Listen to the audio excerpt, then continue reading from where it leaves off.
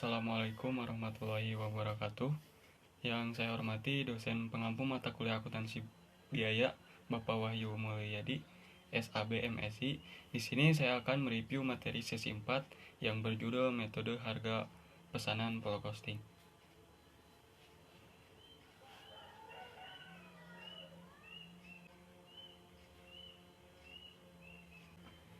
Baik, untuk slide yang pertama yaitu akuntansi biaya metode harga pesanan bulk costing. Slide pertama pengertian metode harga pesanan bulk costing, di mana harga pokok pesanan yaitu perhitungan HPP berdasarkan alokasi biaya yang dibebankan pada masing-masing pesanan pekerjaan atau order.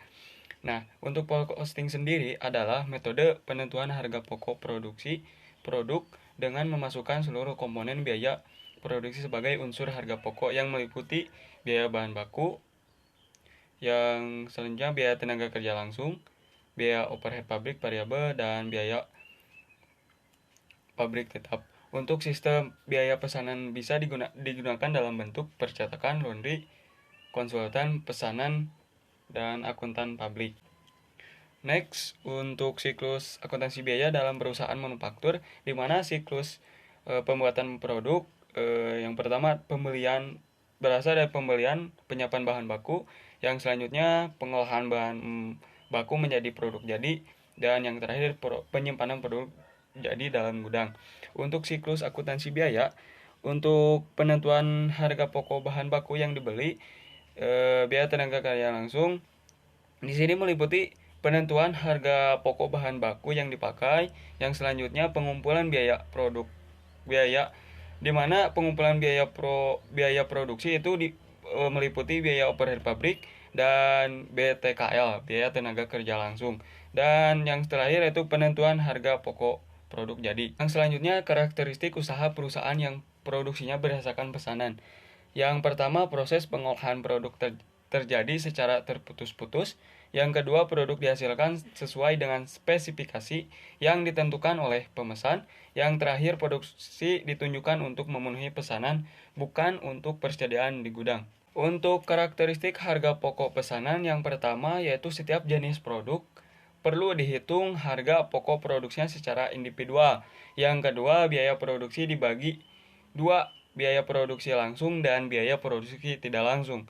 Yang ketiga, biaya produksi langsung terdiri dari biaya bahan baku, BTKL, biaya produksi tidak langsung disebut dengan istilah biaya overhead pabrik. Yang keempat, yaitu biaya produksi langsung diperhitungkan sebagai harga pokok produksi pesanan tertentu berdasarkan biaya yang sesungguhnya terjadi. Sedangkan biaya overhead pabrik diperhitungkan ke dalam harga pokok pesanan berdasarkan tarif yang dibebankan di muka. Yang terakhir, yang kelima, yaitu harga pokok produksi per unit dihitung saat pesanan selesai diproduksi dengan cara membagi jumlah biaya produksi yang dikeluarkan untuk pesanan tersebut dengan jumlah unit yang dihasilkan dalam pesanan yang bersangkutan. Next, di sini ada manfaat informasi harga pokok produksi per pesanan. Yang pertama, menentukan harga jual yang dibeban kepada pesanan. Yang kedua, mempertimbangkan penerimaan atau penolakan pesanan. Yang ketiga, memantau realisasi biaya produksi.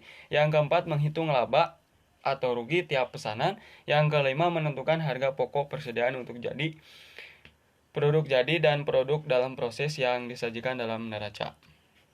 Next, untuk harga jual yang akan dibebankan kepada pesanan, di sini kita akan lebih menghitung lagi, di mana yang pertama taksiran itu biaya yang diduga, maksudnya biaya yang tidak duga-duga gitu. Taksiran biaya produksi untuk pesanan.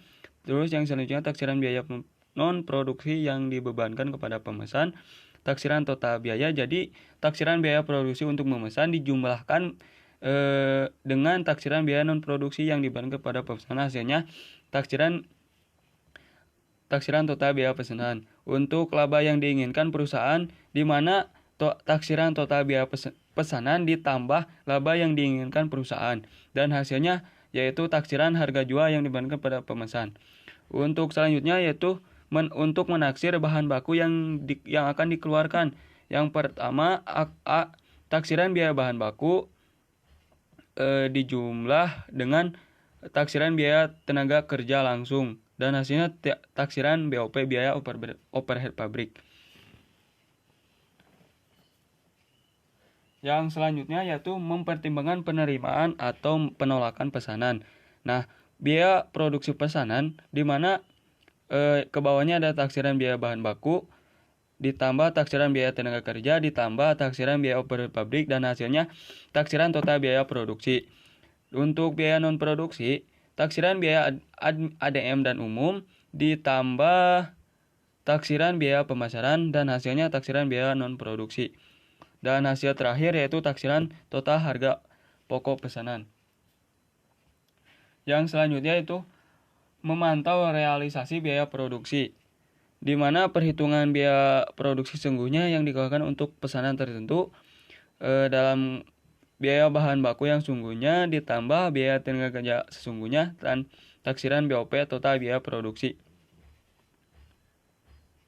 Next, untuk menghitung laba atau rugi bruto tiap pesanan, di mana harga jual yang diberikan kepada pemesan, biaya produksi pesanan tertentu, di mana untuk biaya produksi pesanan tertentu itu meliputi biaya bahan baku sesungguhnya, biaya tenaga kerja langsung sesungguhnya, biaya taksiran biaya overhead pabrik, dan total biaya produksi tiap pesanan, dan nanti akan hasilnya muncul laba bruto.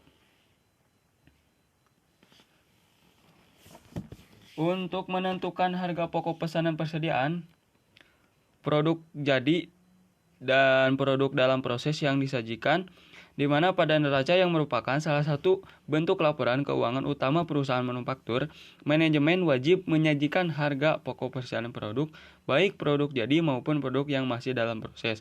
Untuk tujuan tersebut, maka administrasi perlu penyelenggaraan catatan biaya produk untuk tiap pesanan.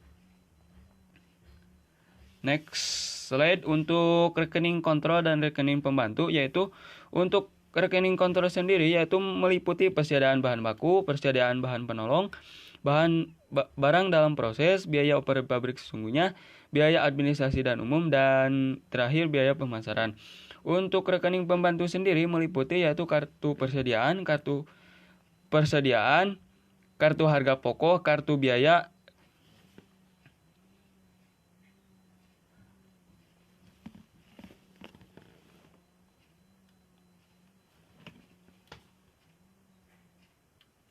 Nah, mungkin hanya itu yang dapat saya sampaikan pada presentasi kali ini. Kurang lebihnya mohon maaf.